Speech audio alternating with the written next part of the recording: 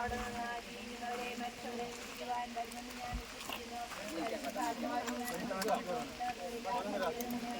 ഐക്യത്തിലും പാവങ്ങളുടെ മോചനത്തിലും ശരീരത്തിന്റെ ഉയർപ്പിലും നിത്യമായ ജീവിതത്തിലും ആമേൻ.